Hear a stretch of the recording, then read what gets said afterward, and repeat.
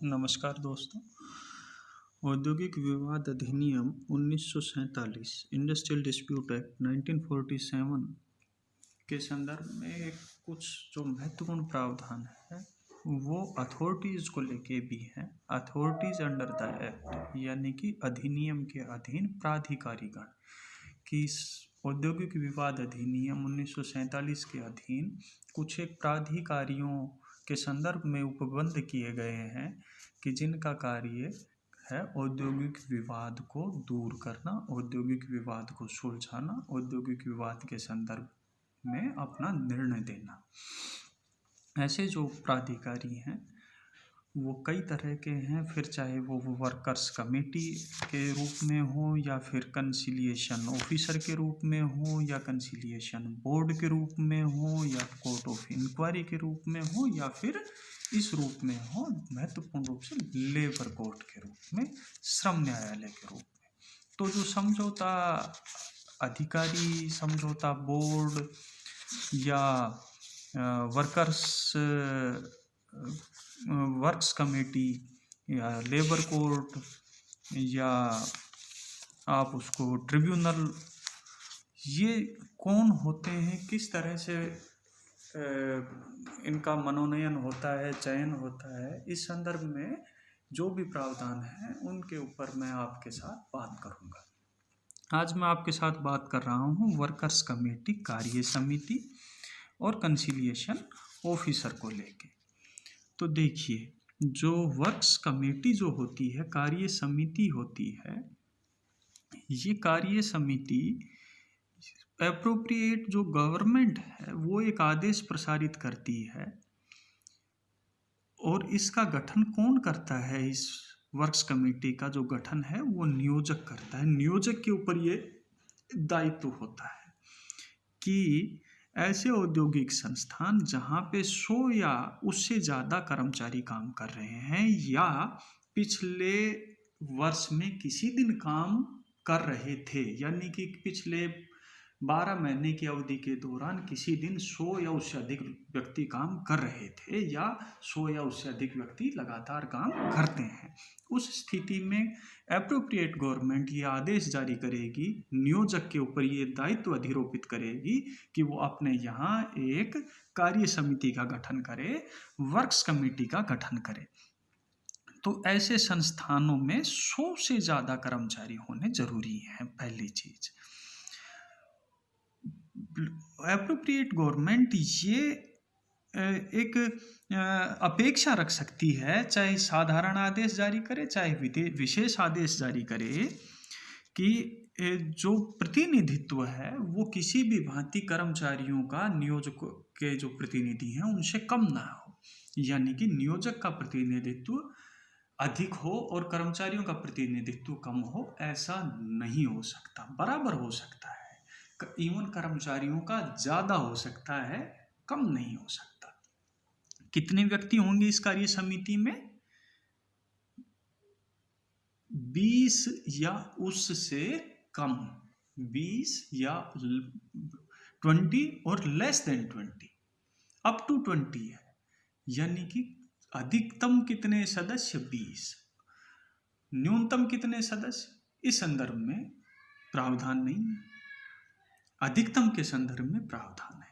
अधिकतम 20 सदस्य हो सकते हैं और इनका जो चयन है वो नियोजकों की तरफ से जो लोग होंगे उनका चयन नियोजक करेगा, कर्मचारियों की तरफ से जो सदस्य होंगे उनका चयन कर्मचारियों का जो व्यवसाय संघ है, जो ट्रेड यूनियन है, उसके परामर्श से उनका निर्वाचन किया जाएगा, अब बात आती है समझौता अधिकारी की। देखिए, कार्य समिति के सदस्य 20 अधिकतम, किस संस्थानों में लागू? जहां पे 100 या अधिक व्यक्ति काम कर रहे हैं या पिछले 12 महीने की अवधि में किसी दिन काम कर रहे थे। कौन करेगा? समुचित सरकार आदेश जारी करके लाइबिलिटी किस पे डालेगी? नियोजक के ऊपर डालेगी।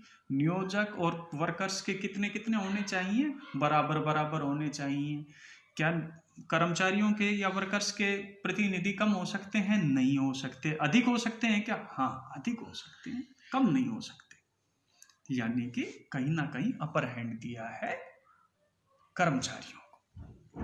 अब एक आता है समझौता अधिकारी, कंसिलिएशन ऑफिसर।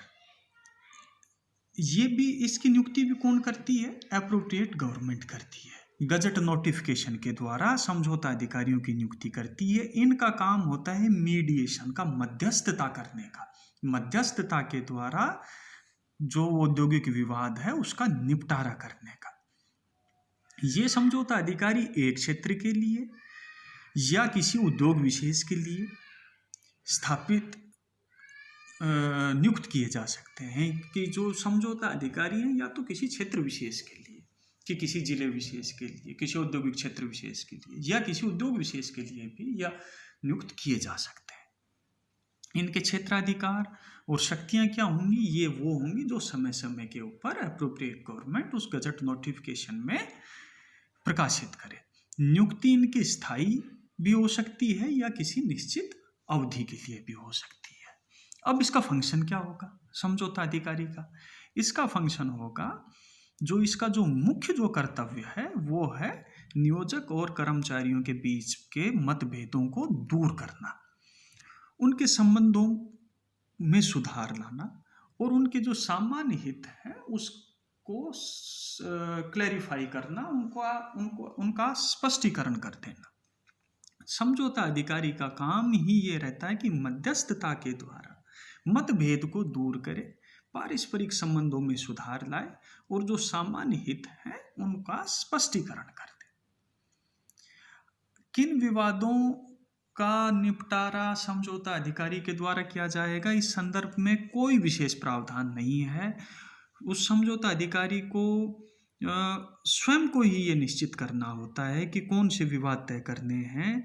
लेकिन किसी भी कार्रवाई को करने से पहले उसको ये देखना जरूरी है, उसके द्वारा समझौता अधिकारी कंसिलिएशन ऑफिसर के द्वारा ये देखा जाना जरूरी है कि क्या वो विवाद औद्योगिक प्रकृति का है या नहीं है, और दूसरा, क्या उस विवाद पे औद्योगिक विवाद पे समझौता अधिकारी का क्षेत्राधिकार है या नहीं है। जब क्षेत्राधिकारी नहीं है तो फिर काहे का समझौता? तो काम क्या? मतभेद दूर करना, संबंधों में सुधार लाना, हितों का स्पष्टीकरण करना। कब कर सकता है? जब वो विवाद औद्योगिक विवाद की प्रकृति का। औद्योगिक विवाद की परिभाषा में मैंने आपको समझाया था, नियोजक के बीच में हो सकता है, नियोजक कर्मचारी के बीच में हो सकता है, कर्मचारी के बीच में हो सकता है। किसको लेके होगा? Terms and conditions of employment को लेके हो सकता है, या किसी व्यक्ति के नियोजन या अनियोजन को लेके हो सकता है। कंसिलिएशन ऑफिसर क्या करेगा? पहला, कि औद्योगिक प्रकृति का है या नहीं है, पहली चीज, और दूसरा ये कि क्या उस कंसिलिएशन ऑफिसर का, उस समझौता अधिकारी का क्षेत्राधिकार भी है या नहीं है। इन दोनों चीजों को देखने के बाद वो डिसाइड करेगा। नियुक्ति स्थायी हो सकती है या निश्चित अवधि के लिए भी हो सकती है।